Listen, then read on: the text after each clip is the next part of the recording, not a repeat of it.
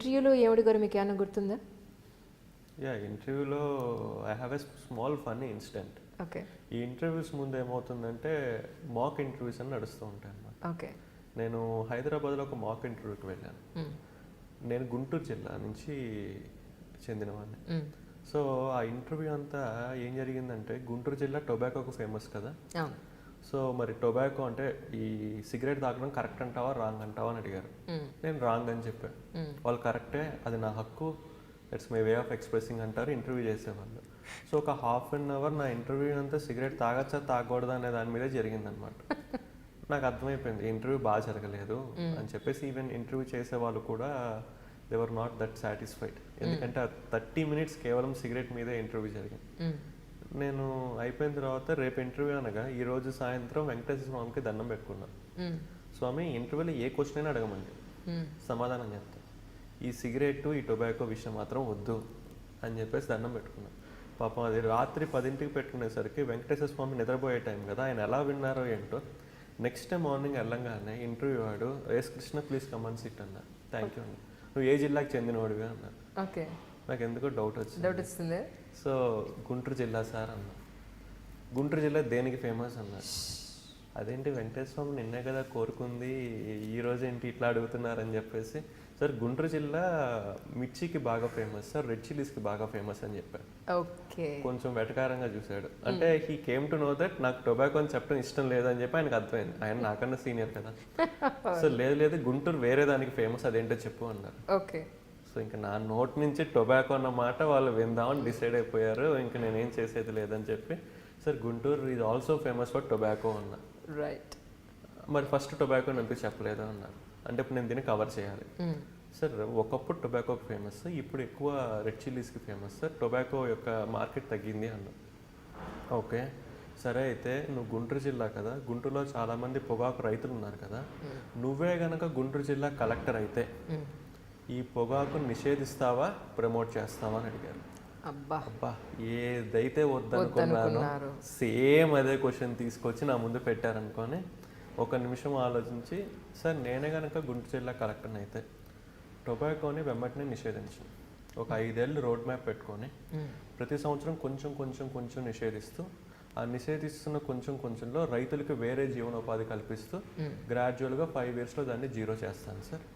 And అదే టైంలో పొగాకు తాగే వాళ్ళకు కూడా రీహాబిలిటేషన్ ప్రొవైడ్ చేస్తూ ఉంటాను. ఈ రెండింటిని ప్యారలల్గా తీసుకువెళ్తే కనుక మనం దాన్ని సస్టైనబుల్గా చేయొచ్చు. సడన్గా రేపు వచ్చేసి నేను గుంటూరు జిల్లా కలెక్టర్ అయ్యాను, టొబాకోని ఆపేస్తాను అంటే అది చాలా కౌంటర్ ప్రొడక్టివ్ అవుతుంది, చాలా లైవ్లీహుడ్ నష్టపోతాను. సో అందుకని ఫేజ్ వైజ్గా మారుస్తాను అన్న. సో ఎందుకు నేను ఈ సమాధానం చెప్పానో తెలియదు, బట్ ఈ సమాధానంలో వాళ్ళకేం కనిపించిందంటే ఒక మెచ్యూరిటీ. అంటే వీడు ఎడహాక డెసిషన్ తీసుకోడు, ఊరికే చేతిలో పవర్ ఉంది కదా అని చెప్పి ఇష్టం వచ్చినట్టు చేసాడు, ఆలోచిస్తాడు అన్న ఫీలింగ్ అనేది నేను 5గురిలో చూశాను అనమాట. సో దట్ ఈస్ వాట్ అప్పుడు అనిపించింది, కొన్నిసార్లు ఆ దేవుడే మనకి సపోర్ట్ చేస్తాడని చెప్పేసి. And I overcome. And A question అయితే వద్దనుకున్నాను ఆ క్వశ్చన్ వచ్చింది, బట్ అనుకున్న దానికన్నా నేను చాలా మంచి ఆన్సర్ చెప్పగలిగాను. ఓకే. ఓకే, అదొకటి. అది కాకుండా ఇంకేం అడిగారు మిమ్మల్ని? అంటే చాలా మంది ఎదురు చూస్తున్నారండి ఫైనల్ ఇంటర్వ్యూలో ఏం అడుగుతున్నారు, వీళ్ళు ఎలా చదివారు. There is one more incident. Sometimes like my close friend is Hari. Okay, especially in preparation ఇంకా ఎలా ఉండేదంటే, మేము పొద్దున్నే లేవగానే కలిసి జాగింగ్కి వెళ్ళేవాళ్ళం, కలిసి బ్రేక్ఫాస్ట్, తర్వాత మళ్ళీ రెడీ అయిపోయిన తర్వాత కలిసి చదువుకునే వాళ్ళం. తన జాబ్ చేసుకునేవాడు, నేను ప్రిపరేషన్ చేసుకునేవాడిని, మళ్ళీ ఈవినింగ్ వెళ్ళాను. సో ఎప్పుడు కలిసినా సరే we use to discuss. I will tell a small example అండి. ఒకరోజు బైక్ మీద నీలోఫర్ కేఫ్కి టీకి వెళ్తున్నాం. ఓకే. మై ఫ్రెండ్ వెనకాల కూర్చొని భుజం మీద ఇలా చేపెట్టి, అరే నాకెందుకో నీకు లీక్ వాన్యూ మీద క్వశ్చన్ అడుగుతారేమో అనిపిస్తుందిరా, నువ్వు చదువుకో అన్నారు. ఆయన ఎవరు అన్నారు. మొన్న చనిపోయారు కదా సింగపూర్ ఫార్మర్ ప్రైమ్ మినిస్టర్, నువ్వు చదువుకోరా, నాకు ఎందుకో తెలియదు అనిపిస్తుంది అన్నాడు.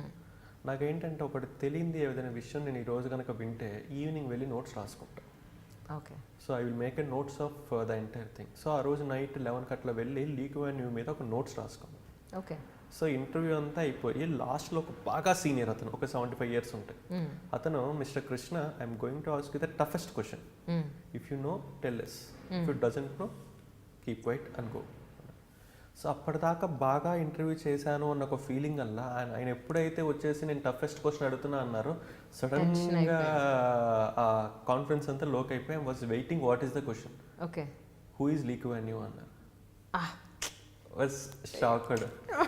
మీ ఫ్రెండ్తో షేర్ చేసుకున్నారా? Yeah. So Lee Kuan is the former premier of Singapore sir. Why he's in news అన్నారు. Sir he's recently expired sir, that's the reason why he's in news. What is his greatness అన్నారు. Sir ఆయన సింగపూర్ని ఈ విధంగా develop చేశారు, ఒక పేదరికం నుంచి ధనిక దేశంగా మార్చారు. ఎలా మార్చారు సార్? ఇనిషియల్గా ఆయన పోర్ట్ని డెవలప్ చేశారు, టూరిజంని, ఫినాన్షియల్ హబ్స్ని, స్టార్టప్స్ని, అట్లా అన్నిటిని డెవలప్ చేసుకుంటూ వచ్చి ఈరోజు సింగపూర్ని ఒక ధనిక దేశంగా మార్చారు. మరి ఆయనలో ఉన్న నెగిటివ్స్ ఏంటి అన్నారు. సార్ ఈ క్రమంలో మీడియాని బాగా అణిచివేశారు, పీపుల్ యొక్క ఫ్రీడాన్ని కొంచెం అణిచివేశారు, అది ఆయనలో ఉన్న నెగిటివ్స్ అన్నారు. Okay then Teja, very good, తీసుకో అంటే ఆయన కష్టమైన క్వశ్చన్ అడుగుతా అని చెప్పి ఆ క్వశ్చన్లో కూడా మళ్ళీ సబ్ క్వశ్చన్స్ కూడా నేను ఆన్సర్ చేయగలిగాను. నోట్స్ ప్రిపేర్ చేసుకోవడం వల్ల, యా, అంటే లైక్ ఒక కాన్సెప్ట్ని సమగ్రంగా చదవటం వల్ల. So I was very happy. బయటికి రాగానే మా ఫ్రెండ్ నాతో పాటే ఉన్నారు, సో అతనికి చెప్పానమాట, సో ఇలా జరిగిందని. And I called my mom and told that I'm going to be in service. ఏది వస్తుందో తెలియదమ్మా, బట్ ఈసారి మాత్రం నేను సర్వీస్లో ఉంటున్నాను అని చెప్పాను. అండ్ చెప్పి అమ్మ నువ్వు నాన్నకు కానీ ఎవరికి చెప్పొద్దు, మళ్ళీ వాళ్ళు ఆశలు పెట్టుకుంటారు, మళ్ళీ ఒకవేళ రాకపోతే ఇబ్బంది అవుతుంది, బట్ నాకు ఈసారి మొత్తం సర్వీస్ వస్తుంది మా అన్న. So I got service that time. తర్వాత ఎన్ని రోజులకి ఎంట్రీ అయిన తర్వాత ఎన్ని రోజులకి రిజల్ట్ వచ్చింది? June 4th is my interview, and July 2nd is the results. Oh okay, వచ్చిన రోజు పర్సెంట్ ఒకసారి చెప్తారా?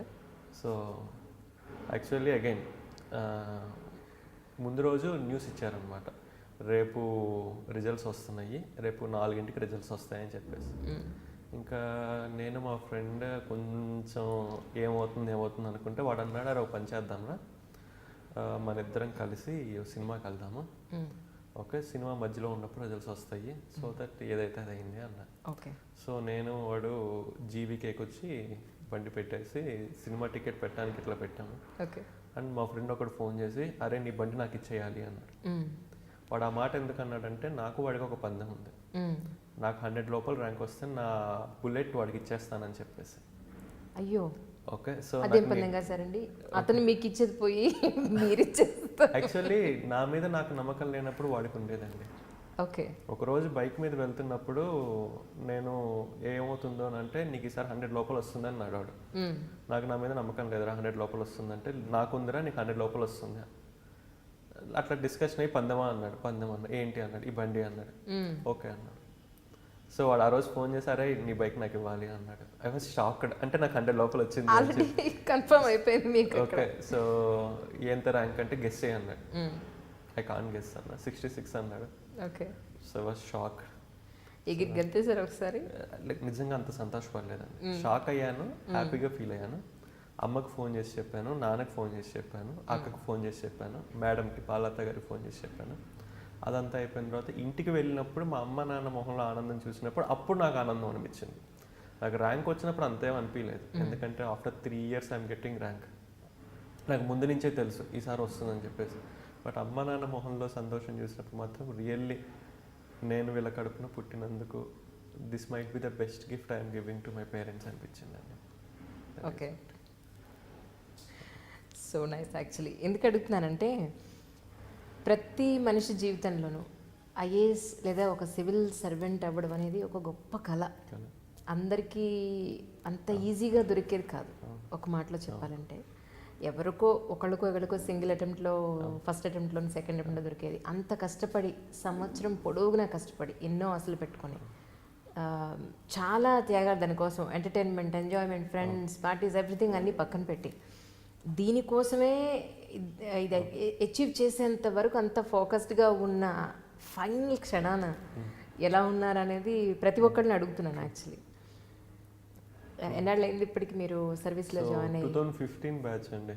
2015 July 4th ర్యాంక్ వచ్చింది. ఓకే. సో September 7th 2015 నాకు ఐఏఎస్ కన్ఫర్మేషన్ వచ్చింది. Okay. So this is 3 years complete, 4th yearలో ఉన్నానండి. ఆ 3 yearsలో 2 years నాకు training, 1 year as sub collector I worked in LFD అండి. అవునండి. ఇక్కడ మీరు ఏమనుకోకపోతే ఒక క్వశ్చన్ అడుగుతాను, ఓపెన్గా చెప్తారనుకుంటున్నాను. సివిల్స్ పాస్ అయిపోయిన తర్వాత, అచీవ్ చేసేసిన తర్వాత చాలామంది ఇన్స్టిట్యూషన్స్ మా దగ్గర చదువుకున్నామని చెప్పండి, మేము మీకు ఇంత అమౌంట్ ఇస్తామని సివిల్ సర్వెంట్స్ అయిన వాళ్ళని ఒక బిజినెస్ పరంలో వాళ్ళు ఒకలాంటి ట్రాప్లోకి తీసుకెడుతున్నారండి. మీ దగ్గరికి ఎవరైనా వచ్చారు అలాగా? మా ఇన్స్టిట్యూట్ పేరు చెప్పండి, లేదండి, మా దగ్గర తీసుకున్నామని, మీకు ఇంత ఇస్తాము. రియల్లీ టెల్లింగ్ లేదండి. Okay. No one has come forward like that. నేను చదివింది ఆర్సీ రెడ్డిలో అండ్ బాలలత గారి దగ్గర, వాళ్ళిద్దరే క్లెయిమ్ చేసుకున్నారు. నన్ను ఎవరు అడిగినా సరే నేను ఈ రెండు ఇన్స్టిట్యూషన్స్. ఆర్సీ రెడ్డిలో ఏం చదివారు మీరు? నేను చదవలేదండి యాక్చువల్ ఆర్సీ రెడ్డిలో, కోచింగ్ ఏం తీసుకోలేదు, బట్ అక్కడ ఉన్న లెక్చరర్స్ అందరూ నాకు హెల్ప్ చేశారు. ఓకే. సో కాబట్టి నేను indirect I'm student of that. Exactly. Maybe నేను క్లాస్లో కూర్చోకపోయినా అక్కడ హిస్టరీ చెప్పేవాళ్ళు కానివ్వండి, పబ్లిక్ అడ్మినిస్ట్రేషన్ చెప్పేవాళ్ళు కానివ్వండి, వీళ్ళందరూ నాకు సహాయం చేశారు. సో యూజువల్లీ ఆర్సీ రెడ్డి గారు క్లెయిమ్ చేసుకున్నారు అండ్ బాలలత గారు క్లెయిమ్ చేసుకున్నారు, అంతే. No one has asked. Okay. Okay. అంటే మీ ఇంట్లో వాళ్ళు అనలేదా ఇదేంట్రా ఏపీ కానీ లేకపోతే తెలంగాణ కానీ ఇక్కడ దగ్గరలో ఏదైనా వస్తుందేమో, ఎక్కడో కేరళలో వేసేసారు అని ఏమనలేదా? In fact my father is very happy అండి. అవునా? Like I have a small incident. 2011లో మా అల్లుడిది అన్నప్రాసన. ఓకే. మేనల్లుడిది. మేనల్లుడిది. గురువాయూరు వెళ్ళాము. ఓకే. అక్కడ ఎవరో చెప్పారు మా అమ్మకి, అక్కడ ఒక ప్రదక్షిణ చేసి ఏమైనా కోరుకుంటే కనుక జరుగుతాయని. నేను దేవుణ్ణి నమ్ముతా కానీ దేవుణ్ణి గుడ్డిగా నమ్మను. అక్కడ కోరుకుంటే జరుగుతాయి, కోరుకుంటే మాత్రమే జరుగుతాయి అన్న ఒక అభిప్రాయం అయితే నాకు ఉండదండి. But I respect God for the piece he give and the confidence he give, that's all. But ఆ రోజు మా అమ్మ మా అక్క ఆ మాట వినంగానే, అక్కడ ఒక బ్రాహ్మణుడు ఈ మాట చెప్పంగానే, నువ్వు ప్రదక్షిణ చేయి, నువ్వు కోరుకోను, ప్రదక్షిణ చేయి, నువ్వు కోరుకొని నన్ను బాగా బలవంత పెట్టాను. సరే ఇంక వీళ్ళిద్దరు చెప్తున్నారు కదా అని చెప్పేసి ఒక ప్రదక్షిణ చేసి కోరుకున్నాను. స్వామి నాకు ఐఏఎస్ వచ్చేటట్లు చూడు స్వామి, give me confidence and strength to give IAS అని. ఇంకా దాని తర్వాత నేను ఎక్కడ కోరుకోలేదు. కరెక్ట్గా 4 years తర్వాత నేను సివిల్స్లో సెలెక్ట్ అయ్యాను, ఐఏఎస్ వచ్చింది అండ్ కేరళ క్యాడర్ వచ్చింది. నా first posting is Guruvayur, that is Thrissur. So and everyone is very happy. And మా నాన్నగారు ప్రతి ఇయర్ శబరిమలకి వెళ్ళేవారు. So the next most visited state in my family is Kerala. Exactly. So everyone was very happy with it. మీరు ఏ లాంగ్వేజ్లో రాశారు exam? English అండి. English. Complete English. అంటే ఇప్పుడు తెలుగు ఆప్షన్ కూడా వచ్చింది కదా, సో అందుకని మీ comfortable more in English than in Telugu. అంటే తెలుగు రాస్తానండి, బట్ ఇక్కడ ఏమవుతుందంటే అండి, మనం ఒక మినిట్కి 30 నుంచి 35 words రాయాలి. మనం చిన్నప్పటి నుంచి ఇంగ్లీష్ మీడియం చదువుకున్నట్టు వల్ల ఏమవుతుందంటే ఇంగ్లీష్ కొంచెం ఫాస్ట్గా రాస్తాను దాన్ తెలుగు. సో అందుకని చెప్పి నేను ఇంగ్లీష్లోనే రాస్తానండి complete. And my option is Geography.